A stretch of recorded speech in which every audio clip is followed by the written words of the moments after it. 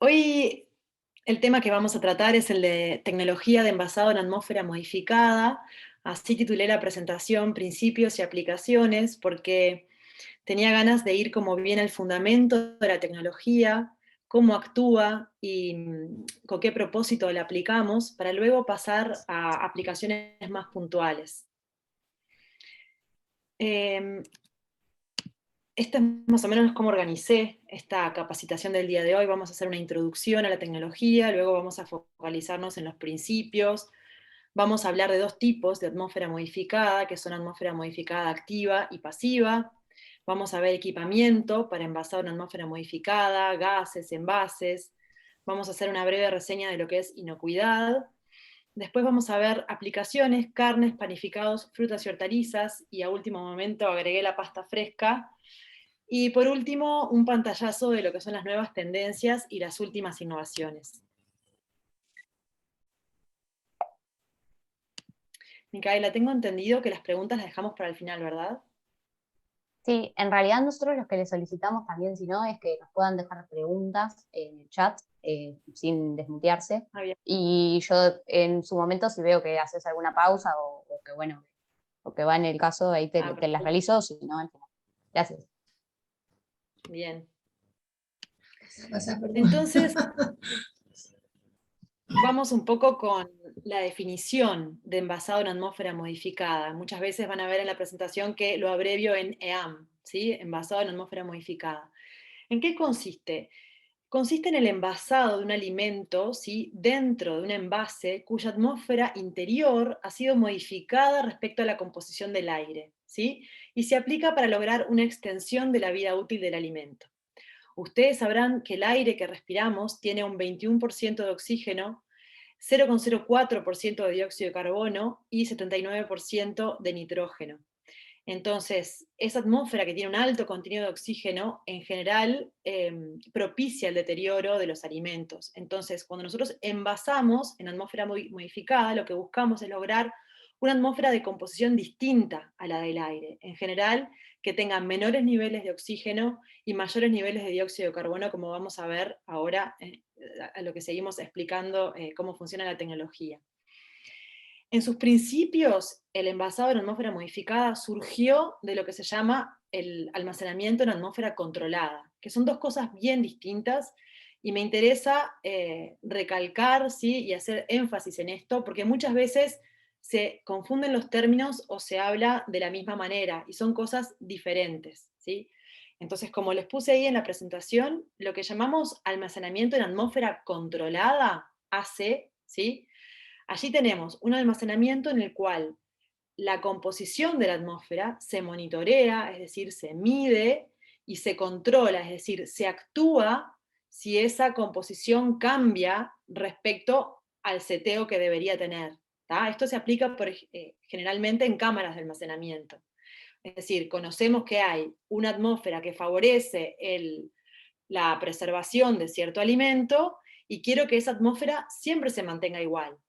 Si hay modificaciones, yo soy capaz de registrarlas midiendo, ¿sí?, monitoreando esas variaciones en la composición, y puedo inyectar o quitar gas de acuerdo a lo que me diga el monitoreo, pero la idea es que siempre la atmósfera esté en un mismo nivel, ¿sí? Eso es distinto del envasado en atmósfera modificada. En el envasado en atmósfera modificada, primero que nada, está más bien pensado para lo que son envases individuales o envases para el consumidor final, o bueno, o envases a veces de un poquito mayor porte, ¿no?, que el consumidor final puede ser para un proveedor, ¿sí?, de un consumidor final, pero estamos hablando de envases individuales, donde la atmósfera dentro de ese envase puede cambiar a lo largo del tiempo. Es decir, yo no la voy monitoreando. Yo lo que puedo hacer es diseñar el envase para que tenga una atmósfera favorable para mi producto, pero no monitoreo los valores de esos gases adentro del envase, ni actúo para que eso se mantenga en un nivel constante, ¿sí? Es decir, que los valores dentro del envasado de atmósfera modificada pueden cambiar con el tiempo. Hago un especial énfasis porque a veces me pasa que veo en el supermercado envases de alimentos que dice atmósfera controlada cuando no lo es, porque para que sea una atmósfera controlada justamente tengo que hacer eso, controlarla, monitorear y actuar en consecuencia. Y cuando hay un envase que está en el súper, a menos que tuviera un sistema sofisticado de medir y actuar, en realidad es un envase en atmósfera modificada, o sea, un envase que tiene una atmósfera modificada respecto al aire, pero que va a tener o puede tener una modificación en el tiempo, a lo largo de la vida útil. Entonces, estos sistemas que parecen muy sencillos y que en realidad en las aplicaciones que uno ve por ahí, no son sistemas que están tan pensados, simplemente se toma un alimento y se envasa, son sistemas bastante complejos, especialmente con los productos que respiran. O sea, también voy a hacer una diferenciación entre lo que son los alimentos o los productos que respiran, o que tienen tejidos que están vivos, contra los alimentos que no respiran, ¿sí? Aquí les puse un ejemplo de unas frutillas, que son alimentos que luego de la cosecha continúan respirando, es decir, toman oxígeno del ambiente y liberan dióxido de carbono y vapor de agua, ¿sí? También liberan un poco de calor en la respiración. Cuando nosotros envasamos estas frutillas, es decir, ponemos una barrera al intercambio gaseoso con el ambiente, lo que va a empezar a ocurrir es que el producto consume oxígeno y a través del envase no se le va a reponer tan fácilmente el oxígeno como si estuviera respirando al aire. Va a liberar dióxido de carbono y ese dióxido de carbono no va a poder salir a atravesar el envase tan fácilmente, o sea, no va a haber un intercambio tan fácil con el ambiente como si no estuviera el envase. Y lo mismo con el vapor de agua y el calor. Entonces, ¿qué va a empezar a pasar? Dentro de este envase, el oxígeno se va a empezar a consumir y sus niveles van a empezar a caer. El dióxido de carbono se va a empezar a producir y sus niveles van a tender a aumentar. Y el vapor de agua se va a acumular dentro del envase y podría llegar a condensar contra las paredes del envase. Entonces, así se va a ir generando la atmósfera modificada. Se va a ir generando atmósferas que son con valores de oxígeno menores al del aire y valores de dióxido de carbono mayores al del aire. Es un sistema dinámico y muy complejo porque va a depender de cuánto respira el producto, o sea, de cuánto oxígeno toma y cuánto dióxido de carbono libera, y cuánto intercambia con el ambiente, que está dado por lo que llamamos la permeabilidad del envase, es decir, cuán impermeable o permeable es el envase en el cual yo coloco el producto. Y también va a depender de las condiciones externas a la cual está sometido este producto envasado, es decir, a qué temperatura está almacenado, cuáles son las condiciones de humedad fuera del envase, si hay fluctuaciones de temperatura y humedad en el tiempo. Toda esa combinación, por eso lo marqué acá con estos círculos, los círculos rojos y el círculo verde, la interrelación entre lo que es la respiración del producto, la permeabilidad del envase y las condiciones externas de almacenamiento, esa interrelación dinámica es lo que va a dar la variación o la evolución de la atmósfera interior de este envase con el tiempo, ¿sí? Entonces, acá les puse el ejemplo más complejo, que es cuando tengo un producto que respira, ¿sí? Es un poquito menos complejo cuando no respira, pero puse esto primero como para entrar y explicar cómo funciona esto con el caso más complejo, ¿sí? ¿Qué aplicaciones tiene el envasado en atmósfera modificada? Tiene muchas aplicaciones y cada vez vemos más, si bien es una tecnología que lleva ya muchos años de estudio. Entonces tenemos, por ejemplo, aplicaciones en lo que son frutas y hortalizas, pueden ser productos enteros o productos cortados, frescos, prontos para consumir. Tenemos también, por ejemplo, los panificados, tenemos las pastas frescas, incluso las secas, comidas prontas y carnes de todo tipo, carnes frescas o carnes curadas, etc. ¿Y de dónde surge el envasado en atmósfera modificada? Como les dije recién, surge lo que se inició primero fue en el envasado, fue el almacenamiento en atmósfera controlada, porque se utilizaba en grandes cámaras para el almacenamiento post cosecha, ¿sí? En la década de los 70 se empieza a difundir más la aplicación de la tecnología de envasado en atmósfera modificada. ¿Por qué? Porque por un lado hay se empieza como a acumular, ¿sí?, todo el conocimiento generado hasta ese momento en lo que hacía al efecto de las composiciones de dióxido de carbono, sobre todo, sobre los microorganismos y también el efecto de la modificación de las atmósferas sobre los productos hortofrutícolas. A la vez hay un auge en lo que es la utilización y la aparición de los films poliméricos, de los envases. También empieza a verse más desarrollo de equipos de lo que es inyección gaseosa y envasado, que es fundamental para esta tecnología. Y también empieza a verse mejoras y avances en lo que es el manejo de las cadenas de frío, porque lo vamos a ver a lo que seguimos explicando, que fundamentalmente, ¿no? Y excepto para los panificados, pero para prácticamente todos los productos que se envasan en atmósfera modificada, es fundamental la refrigeración y la cadena de frío. ¿Qué ventajas y qué desafíos implica esta tecnología? Bueno, como ventajas se marca fundamentalmente el incremento de la vida útil, y dependiendo del producto y dependiendo mucho de si el envase está bien diseñado, se reporta que puede haber incrementos de vida útil entre el 50 y el 400%. Se reduce el food waste, que viene a ser las pérdidas de alimentos. ¿Por qué? Porque al extender la vida útil tenemos menos comida que se desperdicia o que se tira. Permite alcanzar nuevos mercados en el sentido que al extender la vida útil, bueno, podemos llegar más lejos. Otra ventaja es que se obtienen productos de alta calidad, siempre y cuando, por supuesto, que el envase esté bien diseñado, y de eso vamos a hablar bastante. Esto que remarco aquí es bien importante: se reduce la necesidad de aplicación de conservantes químicos. Aquí estamos ante una tecnología que lo que hace es una preservación a través de un método físico, es decir, estamos logrando extender la vida útil a través de una modificación en la composición gaseosa a la que está expuesta un alimento, ¿sí? Podríamos prescindir de los conservantes químicos, em, dependiendo, por supuesto, de la aplicación. Y da la posibilidad de generar lo que llamamos productos convenientes, es decir, esto que hablábamos de las comidas preparadas o de los alimentos prontos para consumir, frutas y hortalizas prontas para consumir, por ejemplo. Al lograr extender la vida útil de estos productos, que en general tienen corta vida útil, estamos generando para los consumidores productos convenientes y, por qué no, saludables. ¿Qué desafíos tiene esta tecnología fundamentalmente?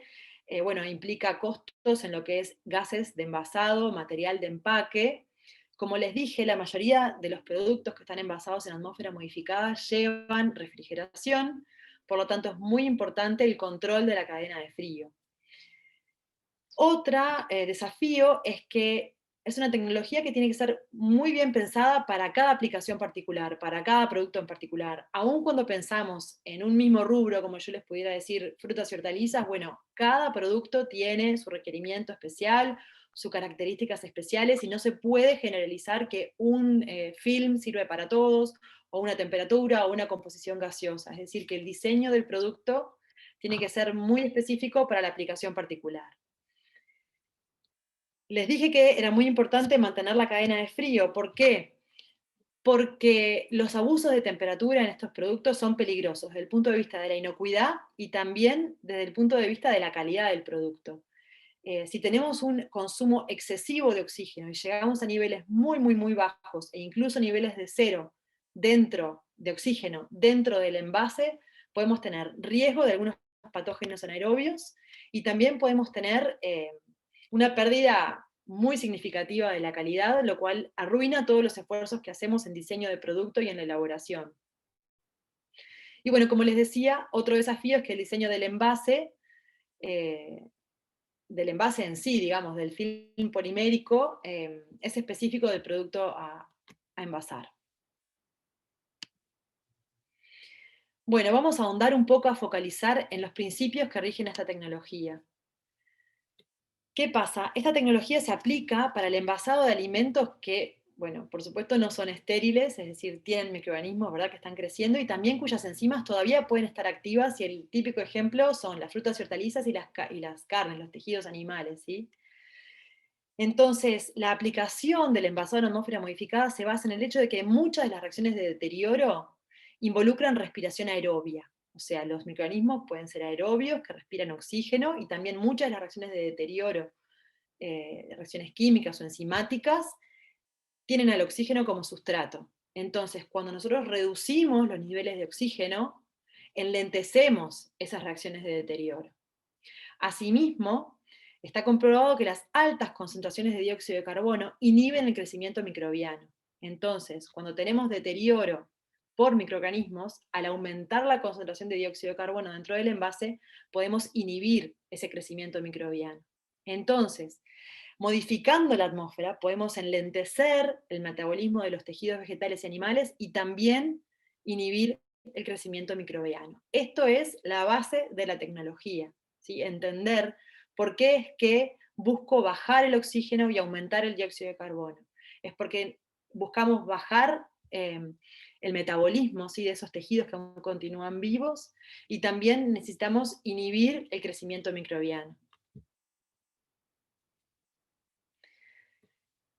Si combinamos el envasado en atmósfera modificada con la refrigeración, potenciamos muchísimo el efecto de la atmósfera modificada, salvo en el caso de los productos panificados, que tienen otros procesos de deterioro, ¿sí? Pero yo les diría que la refrigeración combinada con el envasado en atmósfera modificada es crucial para el éxito de esta tecnología.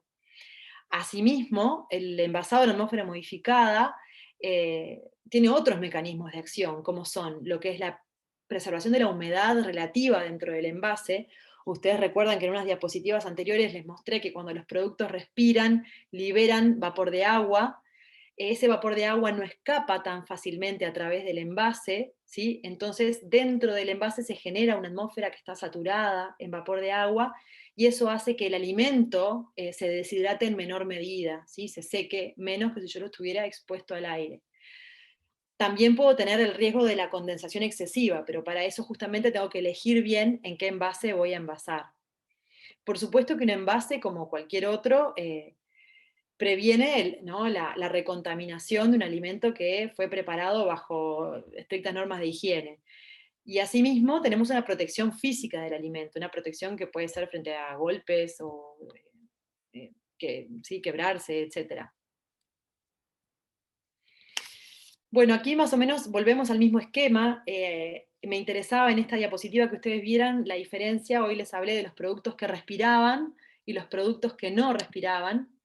Entonces, en la figura de la izquierda tenemos los alimentos cuyos tejidos respiran, justamente las frutas y las hortalizas, las carnes, que ya les dije que es el sistema dentro de lo que es atmósfera modificada, lo más complejo que podemos tener, porque tenemos un producto que continúa respirando a lo largo de su vida útil, o sea, durante el almacenamiento refrigerado. Entonces, todo el tiempo está consumiendo oxígeno, todo el tiempo está produciendo dióxido de carbono e intercambiando a través del envase con el ambiente, ¿sí? Entonces vamos a tener una atmósfera que va a ir cambiando todo el tiempo a lo largo de la vida útil. Va a ir bajando los niveles de oxígeno y aumentando los niveles de dióxido de carbono. Esto no es así en los alimentos que no respiran, y puse como ejemplo un panificado, ¿sí? Donde una vez que encerramos el alimento, vamos a ver ahora un poquito más adelante que inyectamos una determinada atmósfera que sabemos que va a favorecer la conservación de ese producto. Bueno, lo que queremos es que esa atmósfera se conserve, entonces vamos a poner como un envase bastante impermeable o muy impermeable, de forma que el intercambio gaseoso sea bajo, ¿sí? Entonces, únicamente aquí no tengo el factor de la respiración, únicamente estarían interactuando lo que son las condiciones de almacenamiento con la permeabilidad de ese envase que yo utilice, que en general voy a tender a elegir envases más bien impermeables, porque lo que me interesa es preservar la atmósfera que yo coloque dentro de ese envase, ¿sí? A diferencia, los productos que respiran, en realidad van a ir, como les digo, modificando todo el tiempo la atmósfera a lo largo de la vida útil. Y entonces acá me detengo en otro tema, también muy importante para entender el envasado en atmósfera modificada, que es dos tipos de envasado en atmósfera modificada que se llaman atmósfera modificada pasiva y atmósfera modificada activa, ¿sí? Entonces, en el envasado en atmósfera modificada pasiva se utiliza más que nada en los alimentos que respiran, ¿sí? ¿Por qué? Porque lo que vamos a hacer es encerrar a ese alimento que respira y dejar que el alimento respire e intercambie gases a través del envase con el exterior, y que entonces la atmósfera interior se modifica por ese propio intercambio gaseoso y la relación entre la respiración y lo que deja pasar el envase, es decir, la permeabilidad, ¿sí? es un envasado de menor costo que el activo. Ahora van a ver, porque en realidad solo gasto en el material de envasado. Luego la atmósfera como que se la genera el propio producto, ¿sí? Entonces, idealmente lo que tenemos que hacer en este envasado en atmósfera modificada pasiva es seleccionar un envase que tenga una permeabilidad tal que permita que el producto intercambie oxígeno y dióxido de carbono con el exterior en una medida tal que no genere lo que llamamos anaerobiosis, o sea, que no consuma excesivamente el oxígeno, que no llegue a niveles de cero de oxígeno, ni tampoco a niveles demasiado elevados de dióxido de carbono, porque eso, como ya les dije anteriormente, nos puede traer riesgos en lo que hace la inocuidad del producto y también pérdida muy significativa de calidad, porque los productos, en vez de respirar aeróbicamente, empiezan a respirar anaeróbicamente, y eso genera todos unos procesos fermentativos que cambian el gusto y el aroma de los productos, ¿sí? Por otro lado, tenemos lo que es el envasado en atmósfera modificada activa, que esta puede usarse para los alimentos que respiran y para los alimentos que no respiran, ¿sí? Y lo que hacemos aquí es inyectar, en el momento de envasado, inyectamos una atmósfera que tiene una composición diferente a la del aire, y que en estudios previos, ¿sí? O digo, de datos que yo ya tenga, ya sé que favorece la conservación del producto, ¿sí? Entonces, es por eso se llama activa, porque modifico activamente la atmósfera desde el inicio, desde el momento de envasado, ¿sí? Entonces, básicamente, esa atmósfera, esa modificación activa de la atmósfera la puedo hacer de tres formas. Puedo envasar al vacío, que es algo bien conocido, o sea, puedo retirar todo el aire de adentro del envase al momento de envasar, ¿sí? Puedo realizar vacío, y luego de realizar vacío, inyecto la mezcla gaseosa de composición conocida y deseada, que yo quiero, ¿sí? Inyectar en ese envase, para luego sellar el envase. De esa forma lo que se busca es como eliminar, ¿verdad?, el aire y hacer un buen barrido con la atmósfera que yo seleccioné para envasar el producto. Y si no, un tercer método, que es la inyección de la mezcla gaseosa, esta que voy a usar para envasar el alimento, pero sin realizar vacío previo. O sea, de esta forma a veces puede quedar una cantidad de oxígeno residual que de repente no me molesta, ¿sí?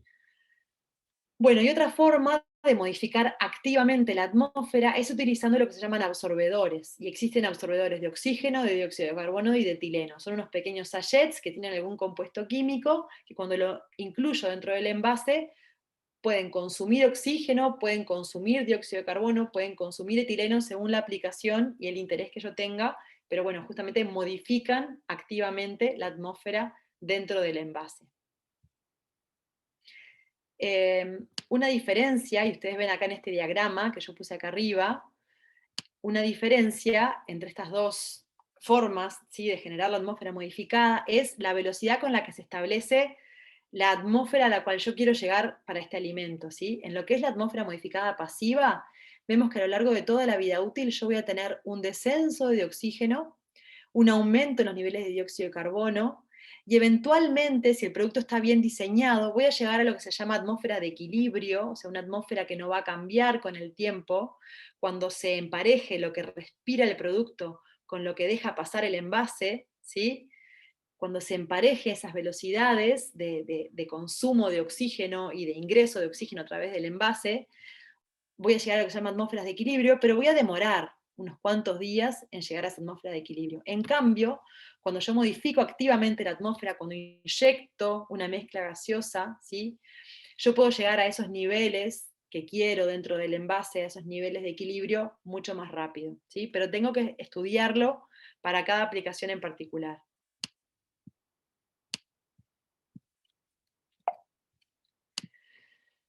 Bien, me interesaba darle como un aspecto más práctico a esta capacitación también y ver, bueno, ¿qué preciso para montar una línea de atmósfera modificada, ¿sí?, en una empresa? Bueno, voy a precisar gases, ¿sí? Gases de envasado. ¿Qué gases voy a precisar?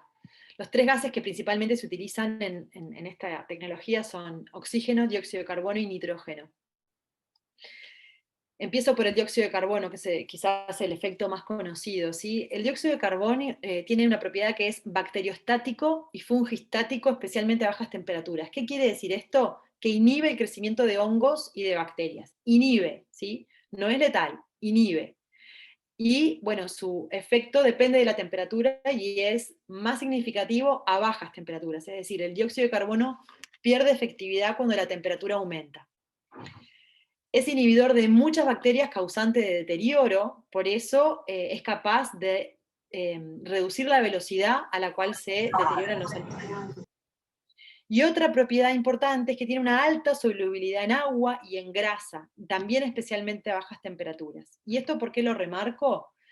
Porque si yo envaso con altas concentraciones de dióxido de carbono, ese dióxido de carbono se va a solubilizar en el agua y la grasa del alimento, y si se solubiliza demasiado, puede ocurrir el colapso del envase, ¿sí? Porque va a haber como una diferencia de presiones entre lo que es el interior y el exterior del envase, y puede haber un colapso del envase, y eso a veces no es atractivo, ¿sí? Visualmente. Paso al oxígeno, ¿sí? El oxígeno es un gas que promueve las reacciones de deterioro, fundamentalmente las reacciones de, por ejemplo, las de oxidación y las de pardeamiento en los alimentos. Y también es un gas que propicia el crecimiento microbiano porque la mayor parte de los aerobios lo precisan para vivir y para crecer. Entonces, en el envasado en atmósfera modificada, en general se busca reducir sus niveles al mínimo. Y por otra parte, el nitrógeno, que es un gas inerte y que es insoluble en agua y en grasa, muchas veces, justamente como no se disuelve en el agua y la grasa del alimento, sirve para compensar el colapso del envase, es decir, sirve como gas de relleno. Y otra propiedad importante que tiene es que retarda el crecimiento de bacterias aerobias, entonces también se utiliza en el envasado de la atmósfera modificada. Y muchas veces el dióxido de carbono o el nitrógeno se pueden utilizar solos, pero muchas veces se puede trabajar con mezclas de estos tres gases, ¿sí? Fundamentalmente en lo que es el envasado de frutas y hortalizas. Y bueno, y la composición de cada gas en esa mezcla va a depender mucho de la aplicación. Si yo quiero más bien frenar, ¿sí? O inhibir el crecimiento microbiano, voy a intentar envasar en altas concentraciones de dióxido de carbono, por ejemplo, un 30, un 60% de dióxido de carbono. Si yo quiero inhibir el deterioro oxidativo, voy a buscar altas concentraciones de nitrógeno, por ejemplo, 100% de nitrógeno, o si no, mezclas de nitrógeno y dióxido de carbono. Ahora, para los productos que respiran, justamente como les decía recién, como pueden ser las frutas y las hortalizas, voy a buscar mezclas de oxígeno y dióxido de carbono, y bueno, y el nitrógeno va a actuar como gas de relleno, pero voy a tratar de evitar niveles muy bajos de oxígeno, o sea, voy a intentar bajar el oxígeno, pero no llegar a la anaerobiosis, y también voy a buscar niveles más altos de dióxido de carbono que en el aire, pero tampoco que sean demasiado altos. Y bueno, y ahí en realidad va a depender muchísimo del producto y de la tolerancia que tenga ese producto a los diferentes niveles de los gases. ¿Qué equipamiento voy a precisar para montar una línea de envasado en atmósfera modificada? Bueno, todo proceso de envasado en atmósfera modificada requiere un equipo que permita remover aire e inyectar gases de envasado y sellar, ¿sí?, el envase herméticamente. Y bueno, después equipamiento más particular va a depender mucho de la aplicación. Básicamente hay tres tecnologías o tres tipos de envasadoras que se pueden encontrar por allí. Hay unas que se llaman Form Fill Seal, que son más bien para procesos automáticos, donde el envase se forma como en la propia envasadora, se llena, se inyecta la mezcla y se sella. Y se corta el envase y pasa al siguiente, ¿sí? Después están los equipos con campana, que son los más comunes, porque hay de todo porte, o sea, los equipos chicos que existen para envasar normalmente en las empresas o en los supermercados son de estos de campana, ¿sí? Donde el envase ya viene con el alimento adentro, o sea, yo lo coloco fuera de la envasadora, cargo ese envase en la envasadora, y la envasadora va a ser vacío primero para quitar todo el aire, y luego va a inyectar el gas que me interesa, que puede ser aire para envasado en atmósfera modificada pasiva, o puede ser una mezcla gaseosa que yo quiera inyectar, ¿sí? Y luego de inyectarla, se sella. Esto es un proceso semiautomático o batch, ¿sí? Porque voy cargando manualmente esa envasadora.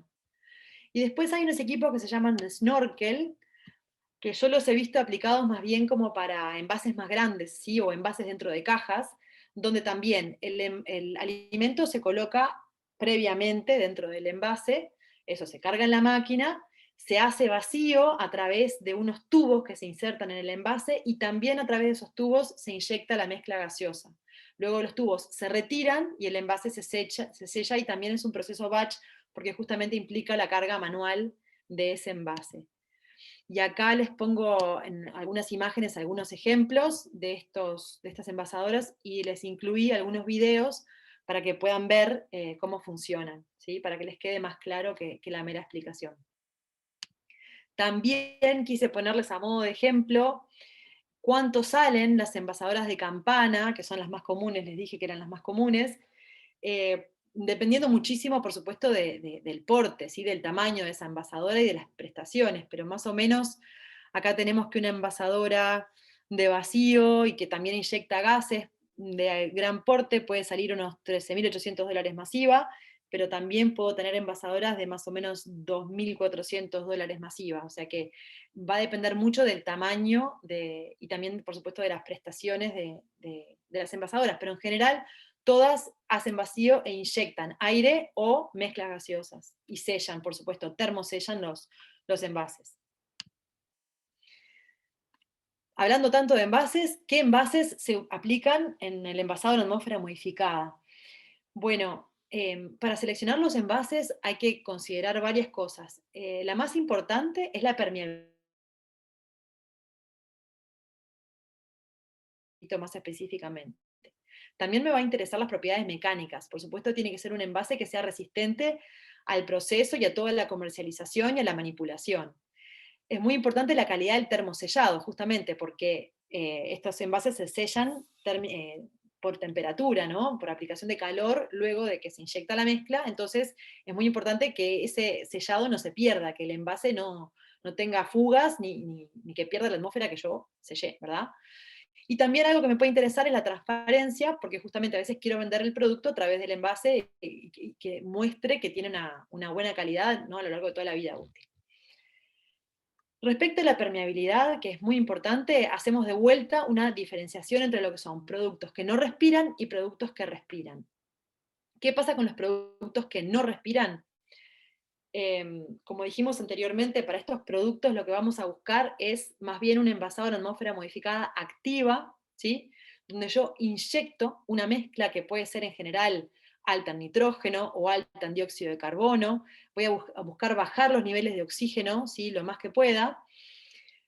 Entonces voy a inyectar, ¿sí? Esas mezclas de nitrógeno, dióxido de carbono o una mezcla nitrógeno-dióxido de carbono en la cual yo invertí, ¿sí? Yo compré esas mezclas. Entonces quiero conservarlas dentro del envase. No me sirve un envase muy permeable para que enseguida el oxígeno empiece a ingresar, ¿sí? Y perder ese efecto protector de la atmósfera. Entonces voy a ir a buscar envases, como dice acá, más bien de baja permeabilidad. Y en general se buscan envases laminados. Y ahí les puse varios ejemplos donde son varias capas de envase, lo que permite justamente reducir mucho la permeabilidad que tenga ese envase al oxígeno, al dióxido de carbono y al vapor de agua. La situación es diferente para los productos que respiran, ¿tá? Porque los productos que respiran necesitan intercambiar oxígeno y dióxido de carbono con el ambiente. ¿Por qué? Porque si no intercambian, van a consumir en exceso el oxígeno, van a reducir demasiado los niveles de oxígeno hasta llegar a la anaerobiosis, que dijimos que lo queremos evitar por razones de inocuidad y por razones de calidad. Entonces necesitamos envases permeables. Incluso cuando los productos son muy respiradores, lo vamos a ver un poco más adelante, necesitamos envases con pequeñas perforaciones para que intercambien más con el ambiente, y también está el tema del vapor de agua.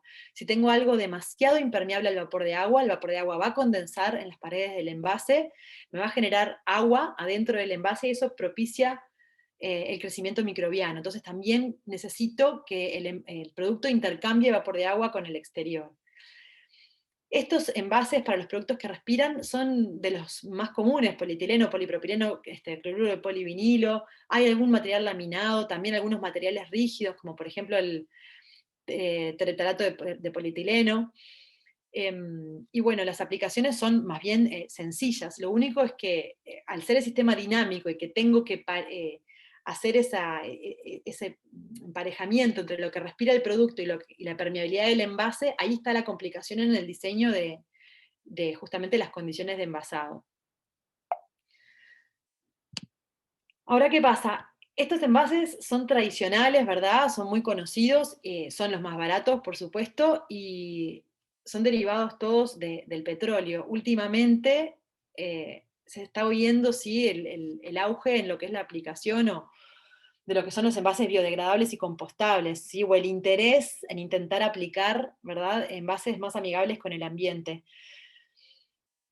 En Uruguay hay disponibilidad de este tipo de envases, lo que sigue siendo una limitante es el precio, ¿sí? Son significativamente más caros todavía que los envases tradicionales. Pero bueno, se los presento porque son una posibilidad y de verdad que el consumidor también de a poco los empieza a valorar un poco más. Y uno también se puede sorprender de ver la variedad de envases que hay, porque hay rígidos, hay flexibles, hay bandejitas, cajitas, vasitos, hay de todo. Aquí les puse algunos ejemplos de lo que son envases rígidos de ácido poliláctico, un envase que puede servir para ensaladas que tiene papel craft y está laminado con ácido poliláctico, y también unos films en base a celulosa, un material que está patentado que se llama NatureFlex, que se consigue en Uruguay también.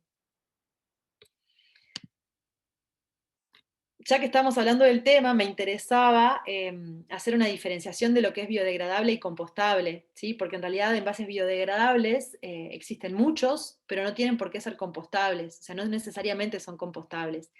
Que sea biodegradable quiere decir que se degrada por la acción natural de factores como la lluvia, el sol, el viento, los microorganismos, ¿sí?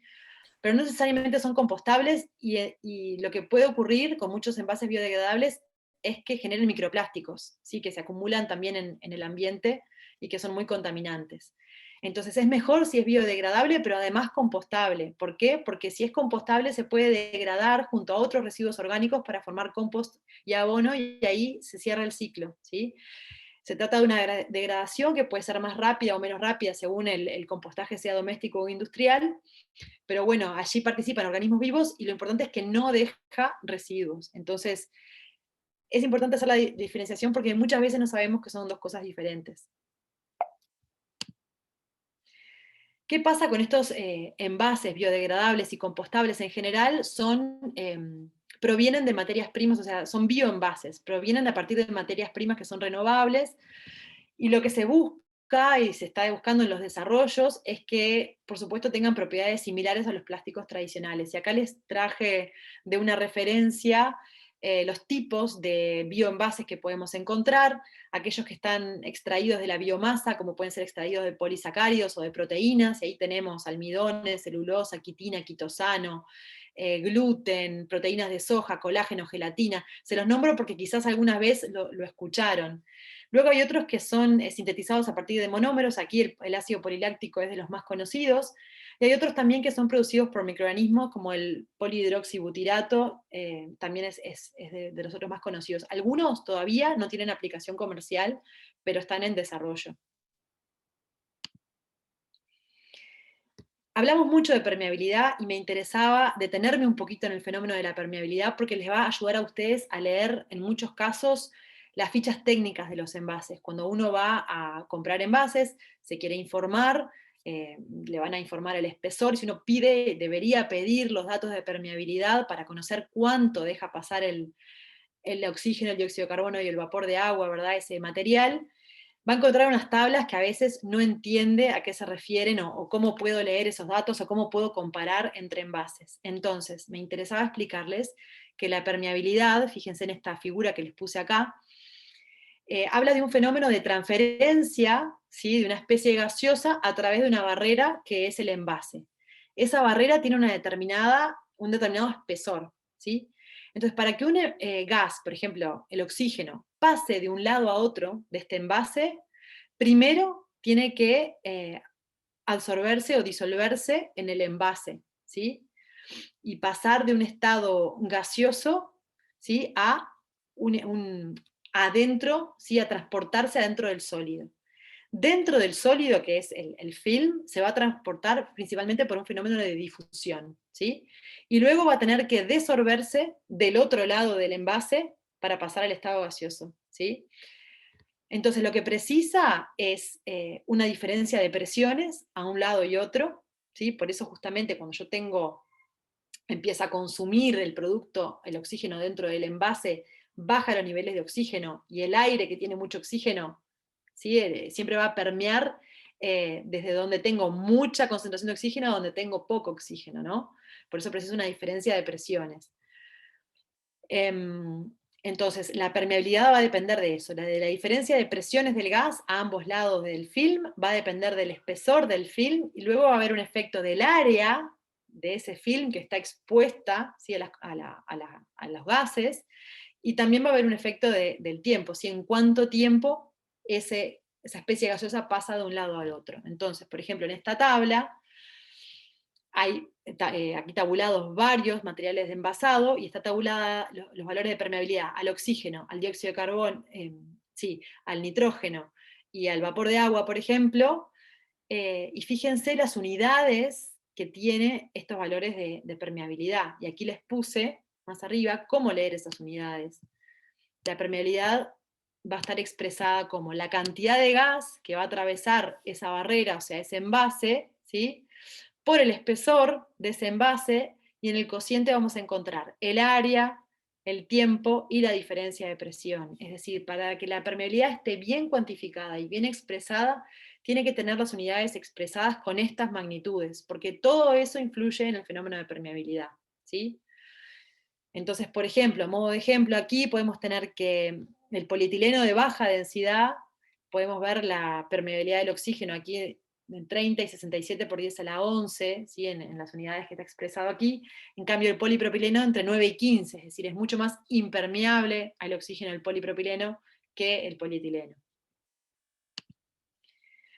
Muchas veces lo que ocurre es que en las tablas, en las fichas técnicas, se usa el transmission rate, que tiene unas unidades diferentes a la permeabilidad, pero no es un valor absoluto. Es decir, lo que me sirve cuando está expresado en estas unidades, la permeabilidad, es para comparar entre materiales, ¿sí? Pero no es un valor absoluto de medida de permeabilidad. Justamente está expresado solamente en la cantidad de gas que atraviesa la barrera por unidad de área y por tiempo. O sea, aquí habría que especificar la presión a la cual se midió esa permeabilidad y también el espesor del material. Puse la referencia y aquí les puse una tabla donde están los transmission rates de muchos tipos de envases y bioenvases para que ustedes puedan ver, o si algún día precisan la información, pueden tener al menos una idea de órdenes de magnitud de permeabilidad. Bueno, pasando a lo que es la inocuidad de los alimentos envasados en atmósfera modificada, primero quería decirles que la inocuidad de un alimento que está envasado en atmósfera modificada va a estar afectado, por supuesto, por la naturaleza del alimento, es decir, de qué alimento se trata, porque los microorganismos no son los mismos. Por supuesto, del proceso de producción y de envasado, o sea, de la calidad microbiológica con la que llegue el alimento, ¿sí? al momento del envasado. Por supuesto, la atmósfera gaseosa a la que está expuesta dentro del envase ese alimento, y la temperatura de almacenamiento. También es muy importante saber si es un producto que será cocido antes del consumo, como por ejemplo puede ser una carne cruda, o si es un producto pronto para consumir, como puede ser una carne curada, o las frutas y las hortalizas, porque sabemos que eso va directamente al consumidor. Y como les dije anteriormente, una de las principales preocupaciones en la inocuidad de estos alimentos es el abuso de temperatura, porque el abuso de temperatura puede propiciar el crecimiento de ciertos patógenos anaerobios, en el caso donde tengo excesivo consumo de oxígeno.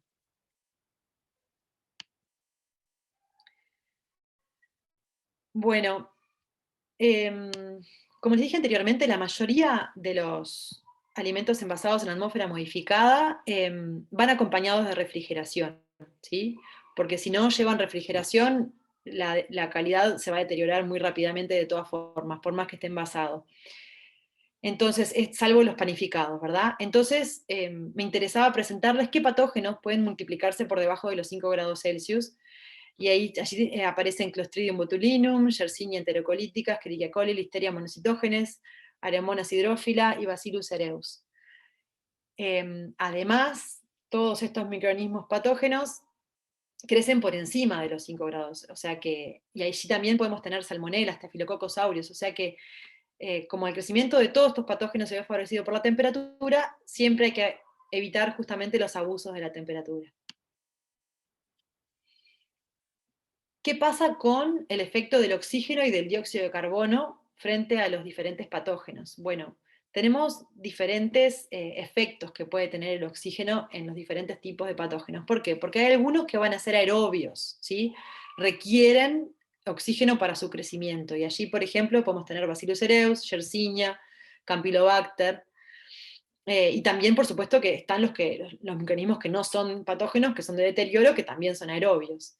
Podemos tener microaerofílicos, que requieren bajos niveles de oxígeno para su crecimiento, y allí aparecen Listeria, Aeromonas, Escherichia coli. Podemos tener anaerobios facultativos, o anaerobios estrictos como Clostridium perfringens y Botulinum, ¿sí? Entonces, en todos los niveles de oxígeno podemos encontrar un patógeno. Y para el efecto de la concentración de dióxido de carbono, acá podemos ver en esta tabla diferentes patógenos, acá están tabulados, y si son inhibidos o no, mucho o poco, por el dióxido de carbono. Y vemos que hay muchos que son inhibidos por el dióxido de carbono, pero hago hincapié en la palabra inhibidos. O sea, el dióxido de carbono no tiene una acción letal sobre los patógenos. Entonces, ante la pregunta, ¿el envasado en atmósfera modificada ayuda a controlar el crecimiento de microorganismos patógenos? Y bueno, depende, ¿sí?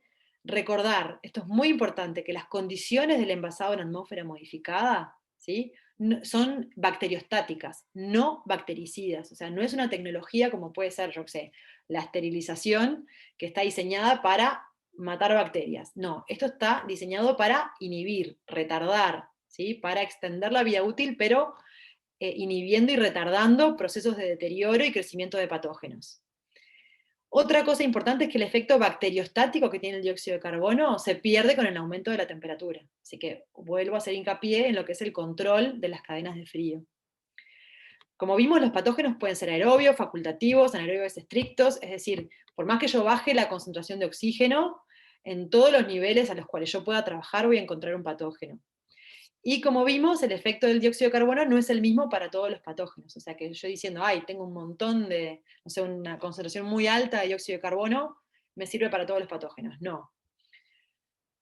Y recordar que como el envasado en atmósfera modificada reduce la cantidad o el crecimiento de microorganismos alterantes, puede propiciar el crecimiento de ciertos patógenos al eliminarle la competencia. Entonces hay que tener cuidado, ¿sí? Y, como siempre, para garantizar la inocuidad de los productos en atmósfera modificada, y como en cualquier otro producto, lo que más se puede recomendar es trabajar con productos de excelente calidad microbiológica al momento del envasado. Es decir, esta no es una tecnología que utilicemos, no sé, esto pasa mucho con las frutas y las hortalizas, no es para aprovechar lo que no pude vender entero, ¿sí?, o en fresco.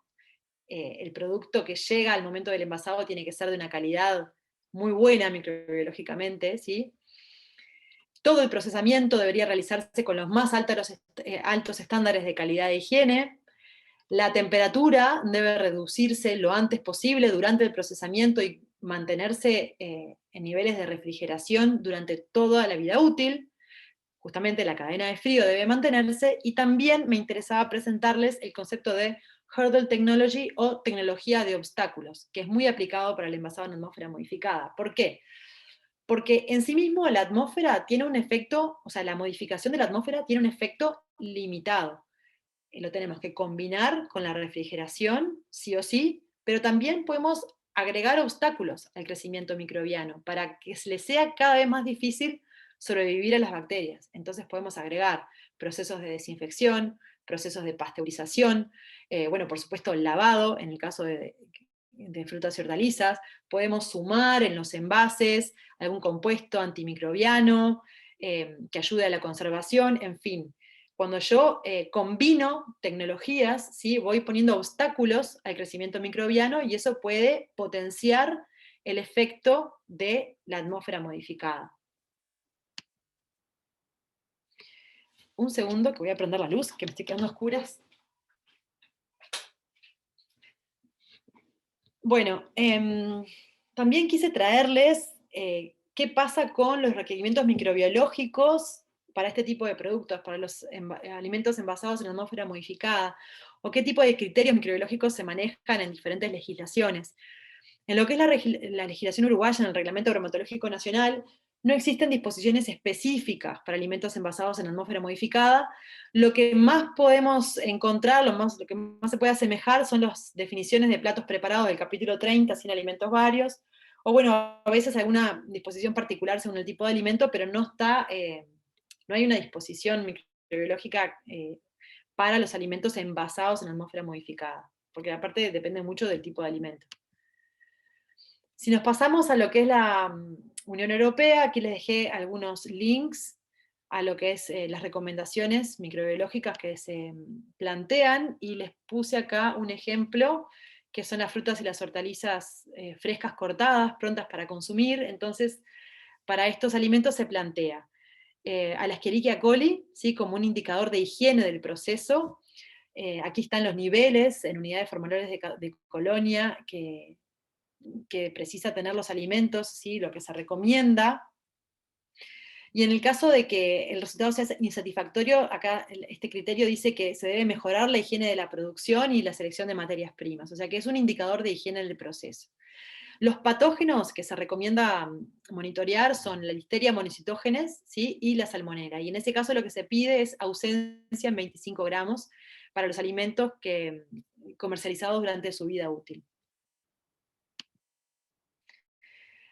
Por las dudas, agregué esta diapositiva de cómo leer, ¿sí? Las recomendaciones, los criterios microbiológicos, cuando están tabulados en lo que son los planes de 3 clases. N es el número de muestras analizadas. La M minúscula es el límite microbiológico que separa lo que es una calidad aceptable de una marginalmente aceptable. La M mayúscula, el límite que marca la separación entre la calidad marginalmente aceptable y la rechazable.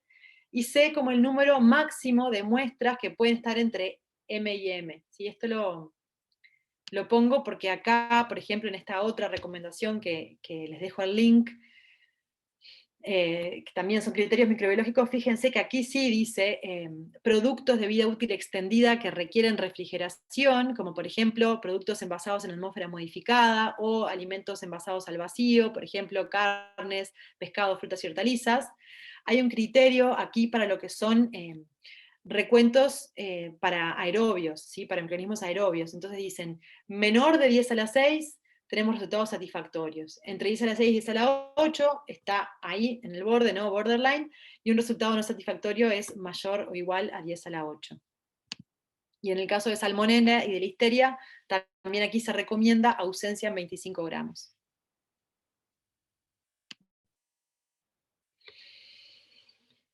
Bueno, pasando a lo que es también pensando en aquello que precisamos para montar una línea de envasado en atmósfera modificada en una empresa, también tenemos que hacer algunos controles de calidad, ¿verdad? O sea, ¿qué controles sería importante realizar sobre el producto final? Bueno, por un lado, es importante conocer la composición gaseosa del producto una vez que está envasado, y también cuando hacemos pruebas, ¿sí? Para determinar la vida útil del alimento, o cuando hacemos pruebas con diferentes mezclas para ver cuál es la mejor, etc. Está bueno tener un equipo de estos que es un analizador portátil de composición gaseosa. Tiene una agujita aquí abajo que uno inserta en el alimento, pincha el envase, quita una pequeña muestra gaseosa de unos 6 mililitros, y con esa pequeña muestra puede medir el nivel de oxígeno y de dióxido de carbono dentro del envase. Entonces, me permite, por ejemplo, ver cuando envasé, que envasé correctamente, puedo monitorear la evolución de la atmósfera a lo largo de la vida útil en el diseño del envase, y bueno, justamente me sirve para el diseño del envase y para el control de la calidad.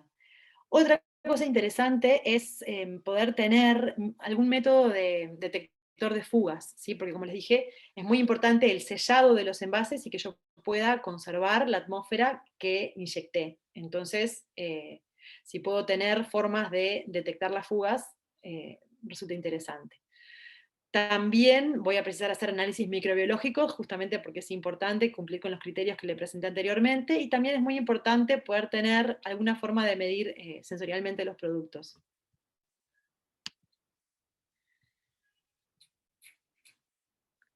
Bien, vamos a pasar ahora a algunas aplicaciones más particulares. Incluí 4 tipos de productos: carnes, panificados, pasta fresca y frutas y hortalizas. Voy a ir más rápido en aquellos productos en los cuales no he trabajado. ¿Sí? Nuestro grupo de investigación en Facultad de Ingeniería ha trabajado fundamentalmente con envasado de frutas y hortalizas, ¿sí? El resto es más bien conocimiento de bibliografía.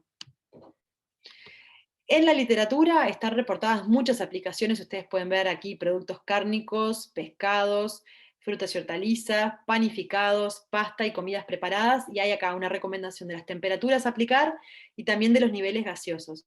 Fíjense ustedes, como yo les decía hoy más temprano, que en todo lo que son tejidos vivos, como las carnes y las frutas y las hortalizas, en general se trabaja con mezclas de oxígeno, dióxido de carbono y nitrógeno, ¿sí?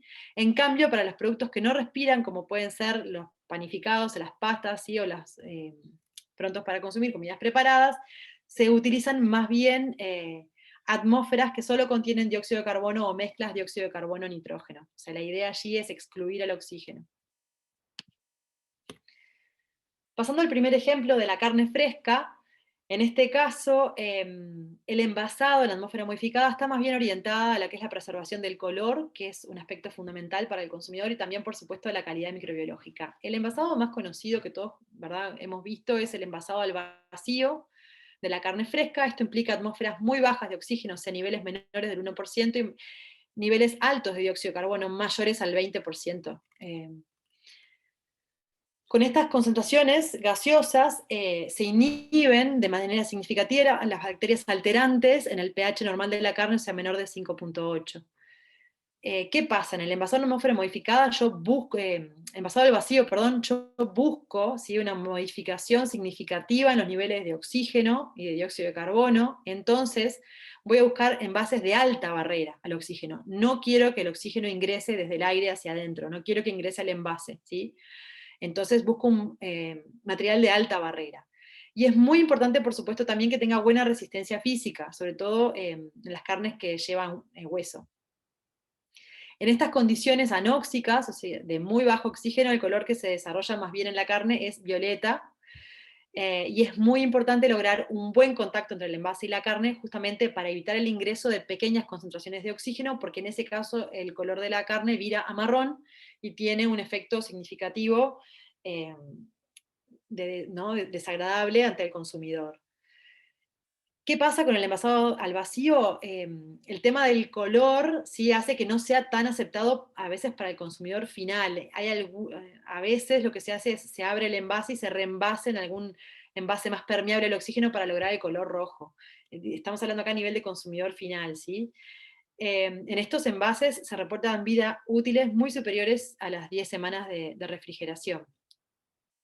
Por supuesto, ¿sí?, siempre remarco que la temperatura sigue siendo el principal factor en la extensión de la vida útil en los tejidos vivos. O sea, por más envasado que yo haga, si no hay temperatura baja, el producto se va a deteriorar.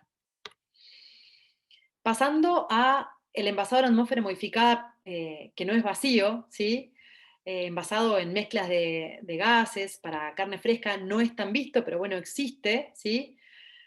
Aquí tenemos un alimento que está respirando. Entonces, hay varias estrategias. Por un lado, puede utilizarse un envasado alto en oxígeno. Aquí hablamos de niveles entre 60 y 80% de oxígeno y niveles altos de dióxido de carbono, entre 20 y 30%.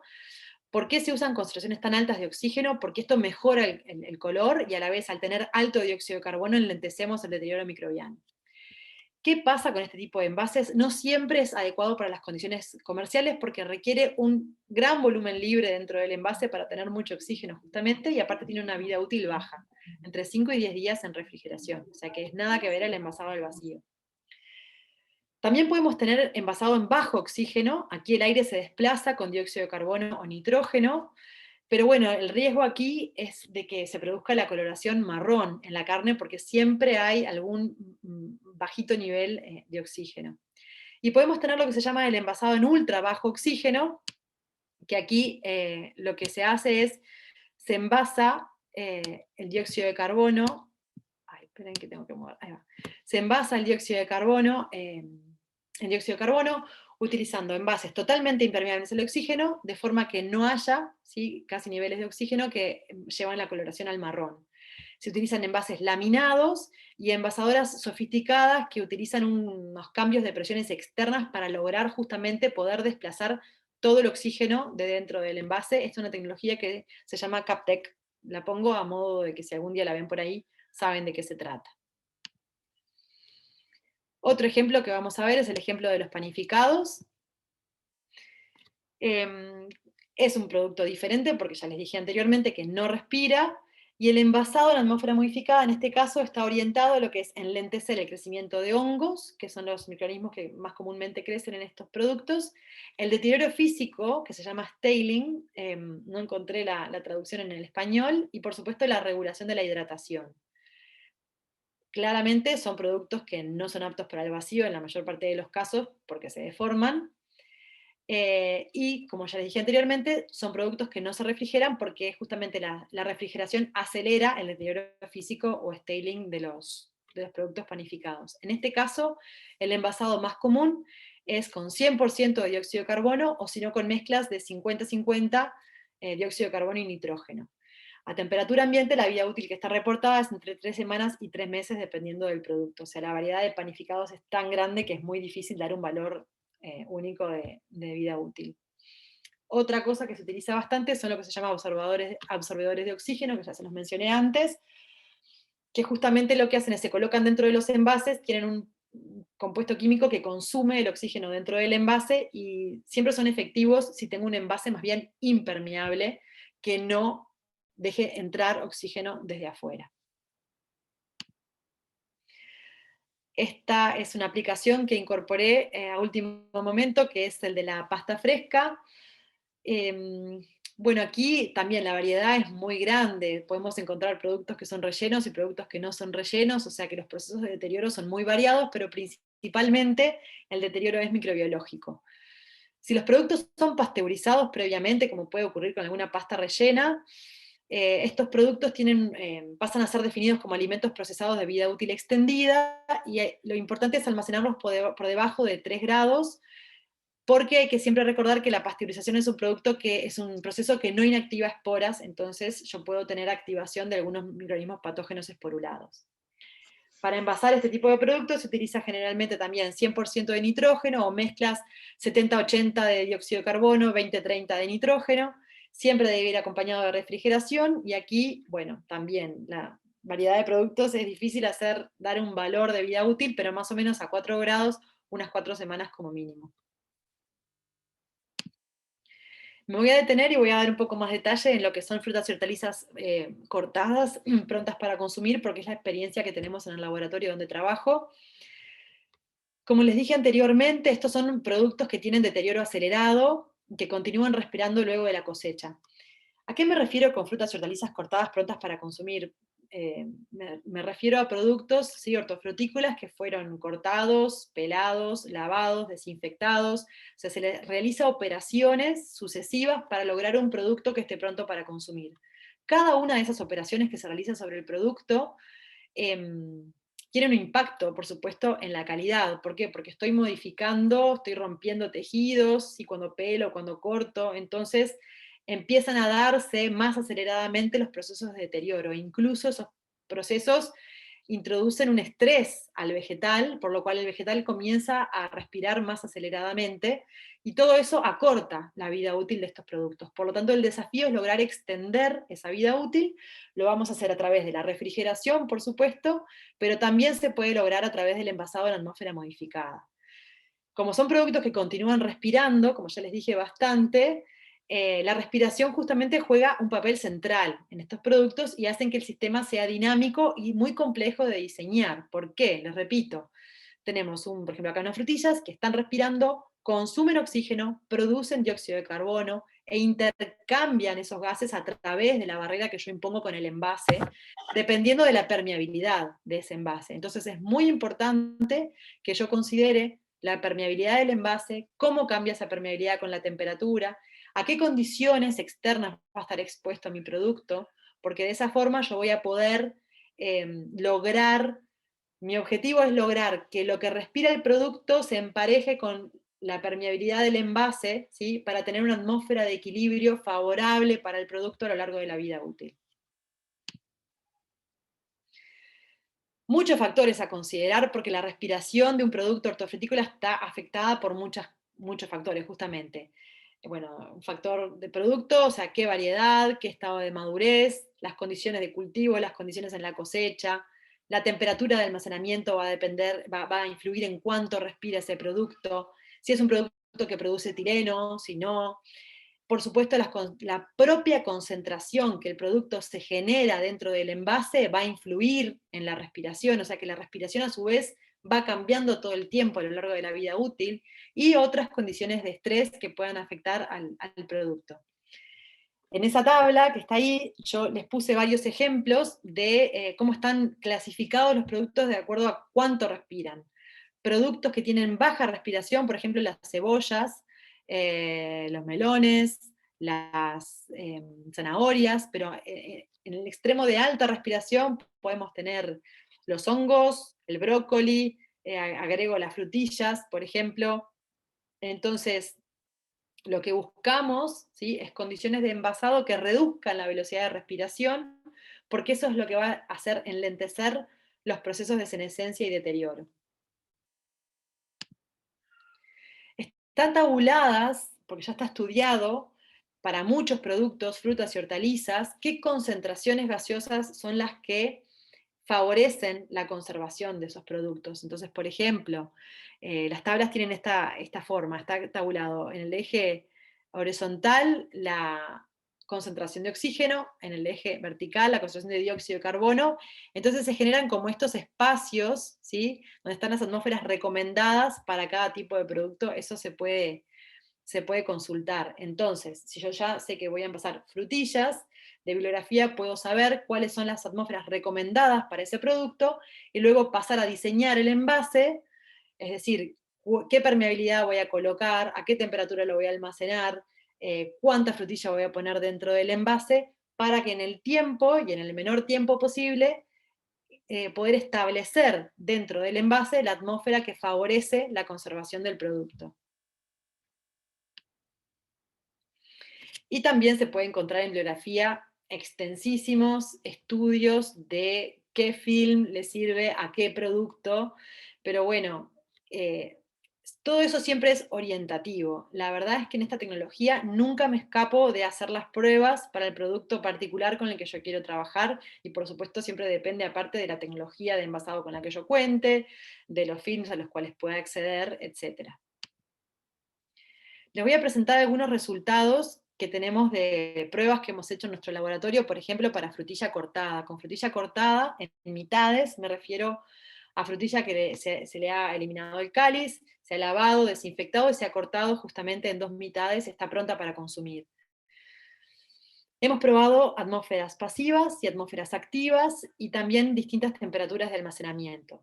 Temperaturas de refrigeración baja, como puede ser 5 grados.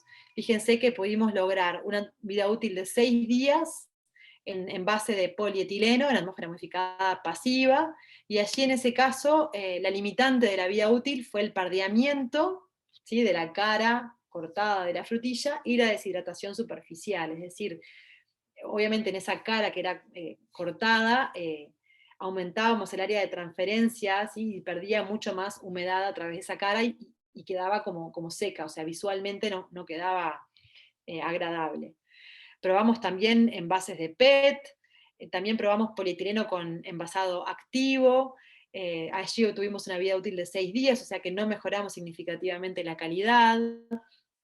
Cuando pasamos a una temperatura mayor, como son los 10 grados, fíjense que la vida útil baja drásticamente. Tuvimos 3 días de vida útil y allí la limitante son los hongos. Por eso les digo siempre que estos productos sí o sí van acompañados de almacenamiento a baja temperatura y control de temperatura.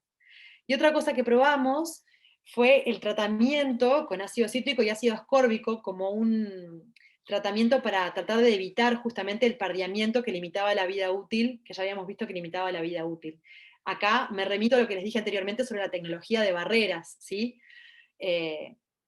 Las menores concentraciones de oxígeno van a limitar el pardeamiento, pero cuando no es suficiente, podemos utilizar, por ejemplo, estas tecnologías de inmersión en soluciones antioxidantes como el ácido cítrico y ácido ascórbico para intentar mejorar la vida útil o reducir la incidencia de algún limitante de calidad. En ese caso obtuvimos a 5 grados un día más de vida útil. Y les voy a mostrar en fotos, ¿sí?, cómo quedaba la frutilla cortada al día 6, ¿sí?, que se ve claramente que están más marrones que las frutillas frescas, y acá una comparación entre las frutillas sin tratamiento antioxidante y con tratamiento antioxidante para que vean la diferencia de utilizar ese tipo de soluciones, que son muy aplicadas en este tipo de productos. También les presento algún resultado para lechuga cortada, que hicimos varias pruebas también. Con lechuga cortada me refiero a lechuga que fue lavada, desinfectada, cortada en cintas y envasada pronta para consumir. Probamos temperaturas, 5 grados, 1 grado, 9 grados. Vemos nuevamente que el efecto de la temperatura es significativo porque a 1 grado se obtuvo hasta 10 días de vida útil. Cuando pasamos a 5 grados, y también dependiendo de en qué época del año hicimos las pruebas, obtenemos distintos valores de vida útil. El efecto, en este caso, de la atmósfera modificada activa, solo lo vimos a las altas temperaturas, no fue tan significativo a las bajas temperaturas, y también hicimos tratamientos con ácidos orgánicos, como les mostré recién, para elementos antioxidantes, y bueno, tampoco obtuvimos en este caso de la lechuga un aumento significativo de la vida útil respecto al envasado en atmósfera modificada pasiva, en este caso en envase de polipropileno.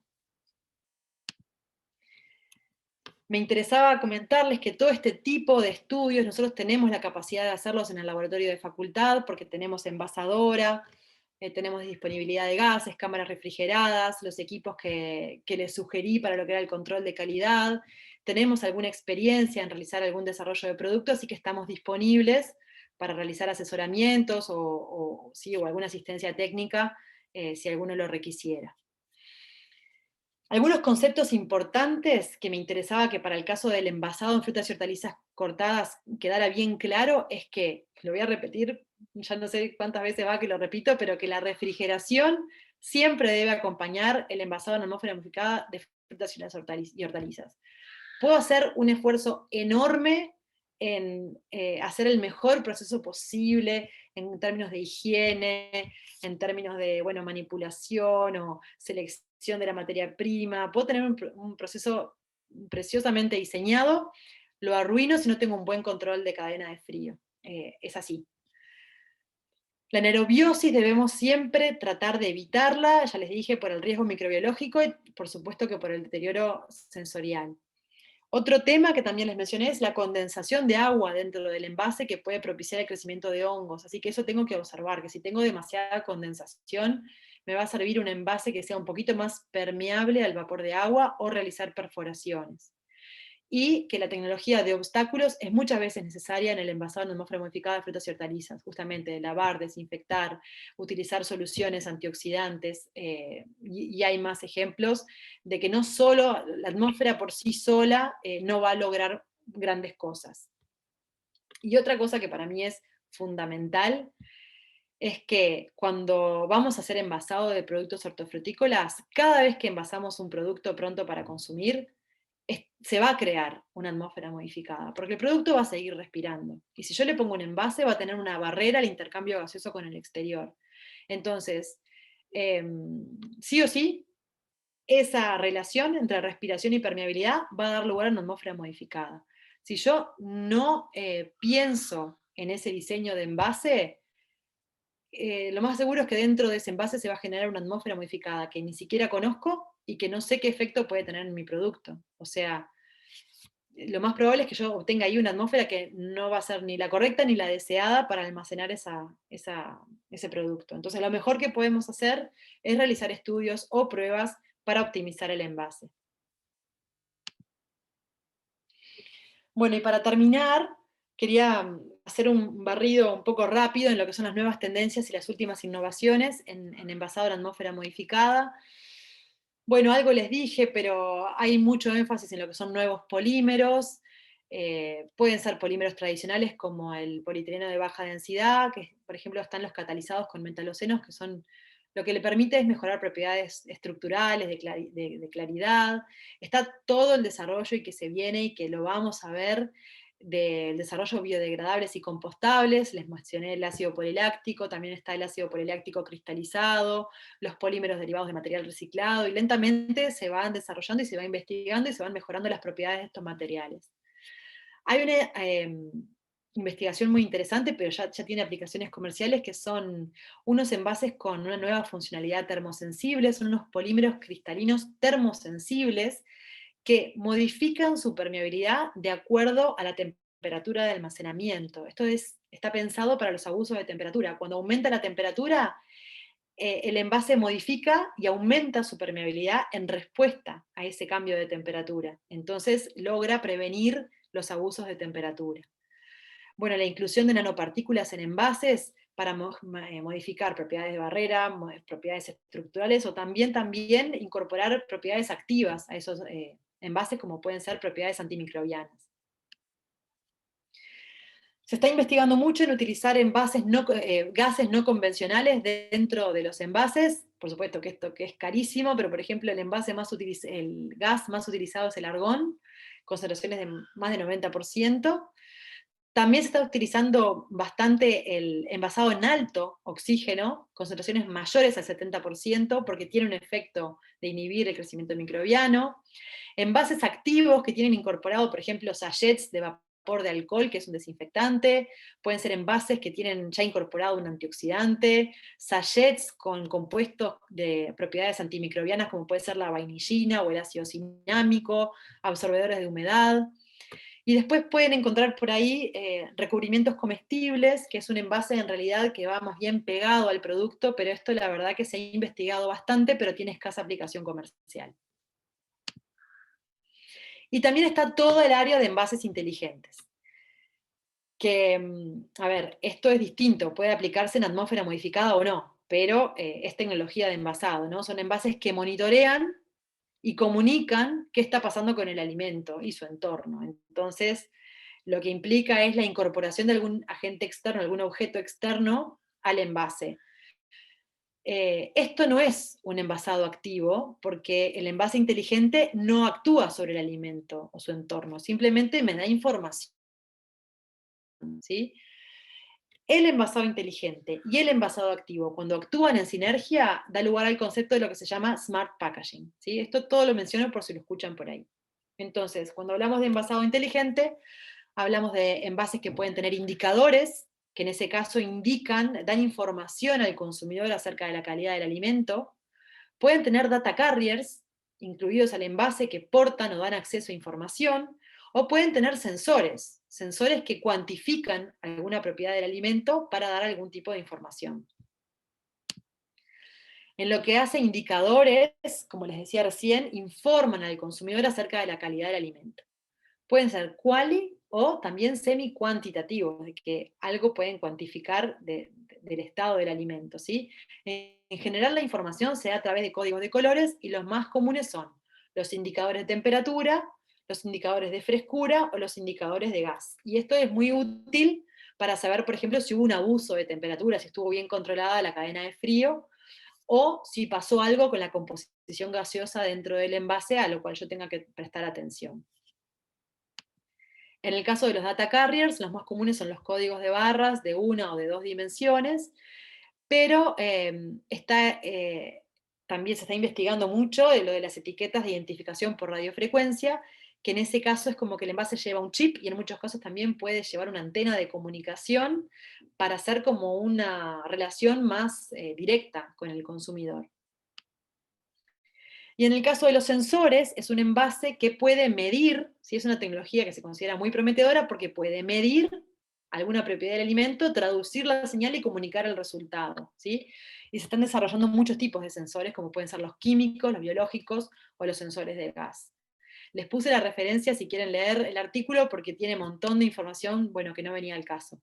Aquí les dejo más o menos la bibliografía en la cual me basé para muchas partes de esta capacitación, y les agradezco muchísimo su atención. No paré de hablar, fui de corrido, les pido disculpas, intenté ir lento, pero nos queda como media hora para preguntas, así que estoy más que abierta para sus preguntas. Muchas gracias.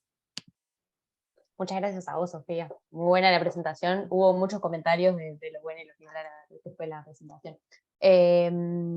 Les quería una consulta que, si querés desmutearte, Alfonso, podés tranquilamente.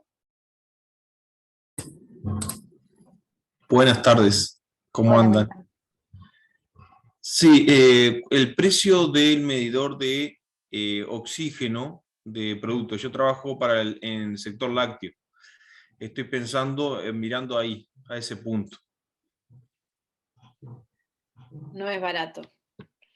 Sale entre unos $6.000 y $7.000.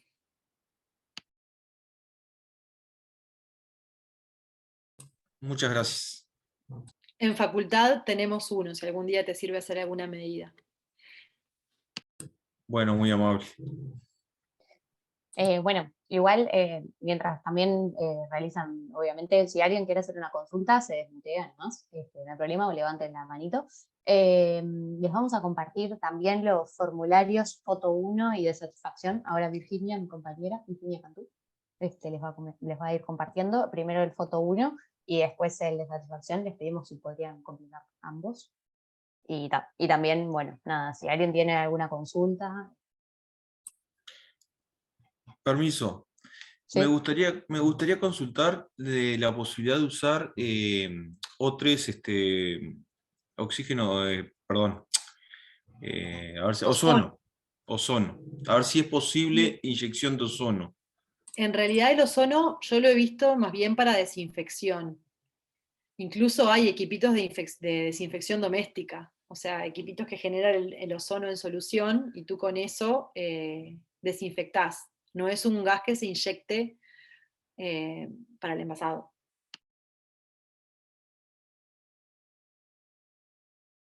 Muchas gracias. Carlos tiene otra consulta. Si querés desmutearte, Carlos López.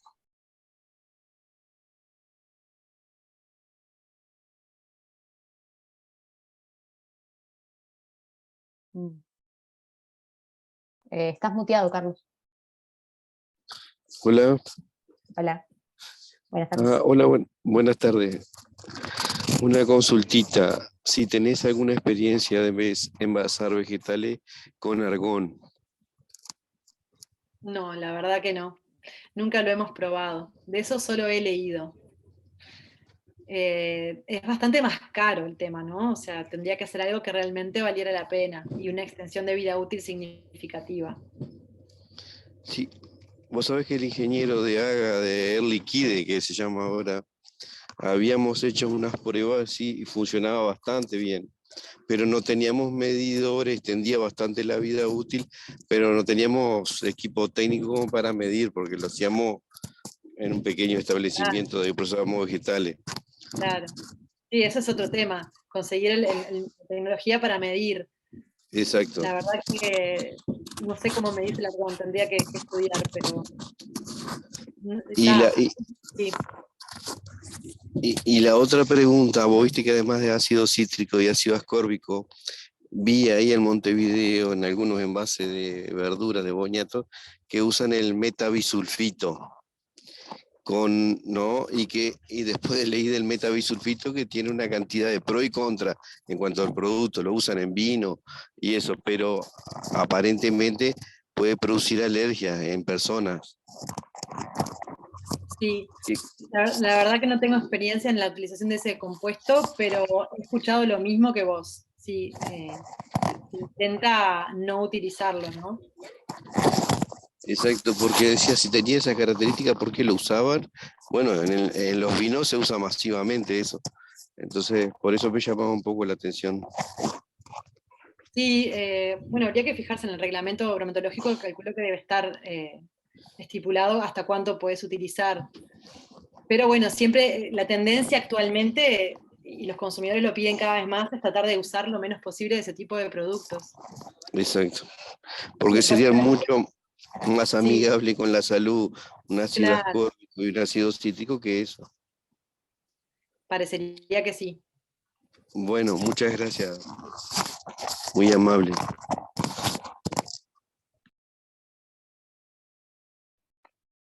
¿Alguien más tiene alguna consulta?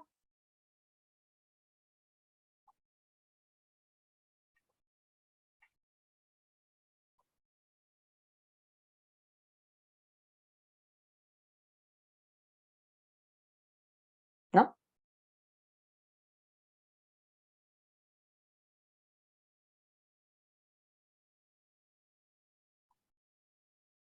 Bueno, nada, si no hay más consultas, les volví a enviar los formularios por el chat. No sé si alguno tuvo inconveniente para el ingreso, consultan.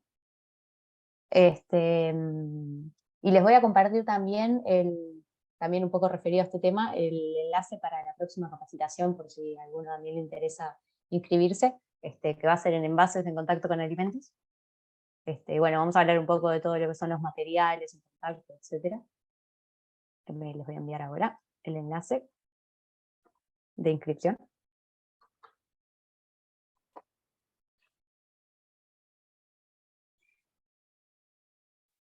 Ahí se los mandé por el chat. Y bueno, nada, si no hay más consultas, nada más que agradecerles por la participación. Gracias, Sofía. Agradecerles de parte de Cámara de Industria, de parte de MIEM, de parte del Proyecto Impulsa, también de Info. Y Sofía, la verdad que estuvo muy buena la presentación. Hubieron muchos comentarios, muy clara, y nada, te agradecemos mucho por participar. Queda el correo al final del material, que lo van a tener todos disponible por cualquier consulta, o sea, estamos totalmente abiertos. Muchas gracias a todos por la atención. Gracias. Sí, nosotros ahora al final de la presentación, en el correo de la semana, les vamos a enviar todas las presentaciones, ahí tienen todos los correos de los docentes, y bueno, cualquier consulta o lo que sea, ahí van a estar los contactos para con ellos. Y bueno, y también nosotros quedamos a las órdenes para que nos puedan transferir cualquier consulta o comentario. Gracias a todos. Buenas tardes. Buenas tardes a todos, chau, chau.